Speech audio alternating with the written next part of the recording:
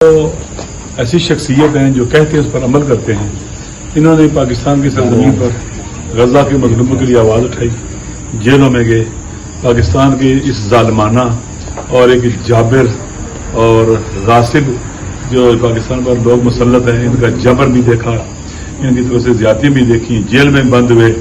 اور پھر جب انہیں ایک پولیس والا کہہ رہا تھا کہ آپ خود غزہ کیوں نہیں چلے جاتے, تو انہوں نے ثابت کیا کہ یہ دل کی گہرائیوں سے خدا کے لیے مظلوموں کے ساتھ تھے, کسی نام و نمود کے لیے نہیں تھے, کسی شہرت طلبی کے لیے نہیں تھے. اپنا ان کا نظریہ, عقیدہ, دین, خدا, قرآن انہیں کہتا تھا کہ آپ ان مظلوموں کے ساتھ کھڑے ہوں. پھر یہ وہاں چلے گئے ٹیونیشیا میں, وہاں سے پھر جو سمود روٹیلا تھا اس کے ساتھ نکلے اور اپنی جان پر کھیل کر وہ سفر کیا. انہوں نے مشکلات کو جھیلا, سختیوں کو جھیلا, خطرناک ترین سفر کیا.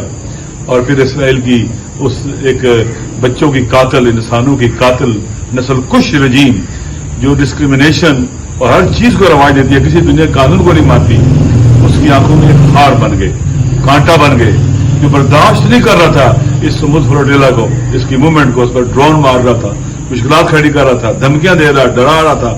یہ نہیں ڈرے, اس کی جیل میں بھی چلے گئے, لیکن ثابت قدم رہے. ہم انہیں سلام کرنے آئے تھے. بہت شکریہ, بہت شکریہ.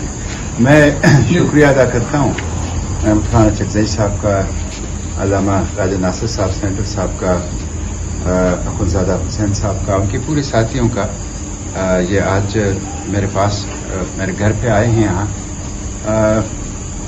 میں ان کو یقین دلاتا ہوں کہ انشاءاللہ غزہ, اقصی اور فلسطین کے لیے یہ جدوجہد انشاءاللہ جاری رہے گی, اور اصل ہدف جو ہے وہ فلسطین ہے. یہ جو سیز فائر ہے, سیز فائر کے بعد بھی آج اخبارات میں, میڈیا میں خبریں ہیں کہ 28 لوگ شہید کر دیے گئے ہیں, اور آج ایک ہی خاندان کے 7 خواتین, 3 بچے, ایک مرد, 11 کے 11 لوگ جو ہیں وہ شہید. تو قتل عام جاری ہیں.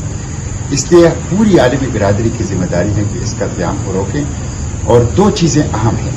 ایک یہ ہے کہ جینوسائیڈ کے جو ذمہ داران ہیں ان کو کیفر کردار تک پہنچانا, اور دوسرا یہ کہ پوری دنیا اس کے اوپر کنسنسس رکھتی ہے کہ فلسطین کو آزادی دی جائے, فلسطین کی آزادی.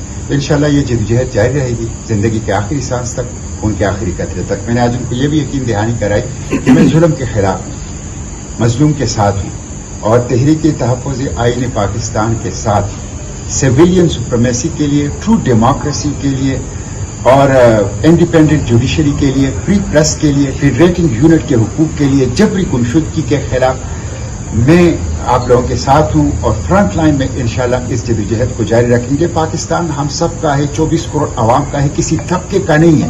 اور میں تو ان سے بھی میں نے یہ کہا کہ دیکھیں, اور حکومت سے بھی یہ کہتا ہوں کہ ٹرمپ کی چاپلوسی اور خوشامدانہ اور خوشامد اور غلامی پاکستان کے مسائل کا حل نہیں ہے.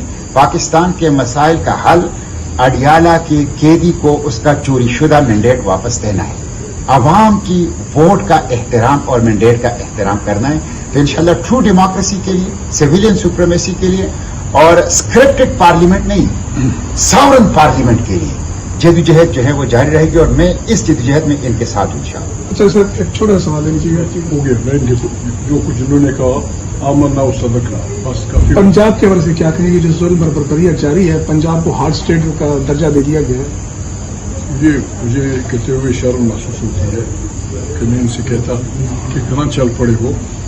یہاں کربلا بنا ہوا ہے, یہاں شرم الشیخ بنا ہوا ہے, یہاں فلسطین جو کچھ اسرائیل کر رہی ہے, وہاں تو پھر بھی ایک آزادی کی تاریخ چل رہی ہے اسے جب سے اسرائیل کی اسٹیٹ بنی ہے.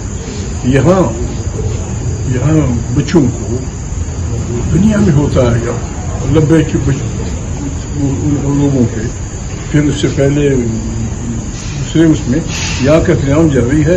ہم نے ظلم کے خلاف آواز اٹھانی ہے, اور ہم یہ بالکل سارے ذمہ دار لوگ ہیں, آپ گواہ رہے ہیں, یہ اچھے لوگ نہیں ہیں. ہم تمام پاکستان کے لوگوں سے کہتے ہیں کہ نہ ہم پتھر اٹھائیں گے, نہ ہمارے ہاتھ میں ڈنڈے ہوں گے, نہ ہم مسلح ہوں گے. یہ بنیادی حق ہے ہمارا, اور یہ حکم ہے قرآن کریم کا بھی, ساری انسانیت کا بھی, کہ جہاں ظلم ہوگا آپ ظالم کے خلاف کریں. ہم اس ظلم کے خلاف پاکستان کی تشکیل نو کے لیے, ایک جمہوری پاکستان کی تشکیل نو کے لیے, جس میں طاقت کا سرچشمہ الیکٹڈ پارلیمنٹ ہوگی, جس کی تمام پالیسیاں وہاں سے اوریجنیٹ ہوں گی. یہاں کوئی بھی قانون سے برتر نہیں ہوگا, قانون سب کے لیے برابر ہوگا. یہاں رہنے والے لوگ چاہے جن کی زبان کچھ ہو, کوئی جس مسلک کے بھی ہوں, دے آر ایکول بیفور لا. ایک اچھے پاکستان کی تشکیل کے لیے, ایک جمہوری پاکستان کی تشکیل پوٹینشیل اس ملک میں ہے. دنیا کے امیر ترین ملکوں میں ہوتے ہوئے اس کے 45% لوگ غربت کی لکیر سے نیچے خود مار رہے ہیں بچوں کو. اس کے خلاف وقت وہ کشمیر کے لیے وہ کہتے تھے اب وقت شہادت آیا, آزاد کشمیر. چلو ہم نے آگے بڑھنا ہے, وقت شہادت تو آیا ہوا ہے. اس شوق بیچنا نہیں ہے کہ ہم لوگ بہت کم مارے, لیکن ہم ظلم کا ہاتھ پکڑے, ہر صورت پکڑے, چاہے اس کے لیے کوئی بھی قربانی دینی پڑے. ہم تمام ہمسایوں سے پاکستان کے ہم شریف انسانوں کی طرح جیو اور جیو کی بنیاد پہ رہنا چاہتے ہیں. افغانستان سے وہ لگے ہوئے ہیں. میں بار بار کہا ہے, میں اپیل کرتا ہوں اقوام متحدہ کے سیکرٹری جنرل سے کہ پاکستان اور اس کے ہمسایوں کی گول بیس کانفرنس بلائیں. آپ بیٹھے رہیں. نیشنل سیکورٹی کونسل جن سب کے بچے افغانستان میں مرے ہیں وہ گارنٹر ہوں, پوچھیں افغانستان سے, جو غلط کار ہو اس کا ہاتھ پکڑا جائے. یہ طریقہ نہیں ہے. افغانستان برٹش امپائر کا قبرستان بنا, روسیوں کا قبرستان بنا, امریکیوں کا قبرستان بنا. خدا کے لیے اسے پاکستانیوں کا قبرستان نہ بنائے. مہربانی کر اسٹاپ اٹ. Thank you.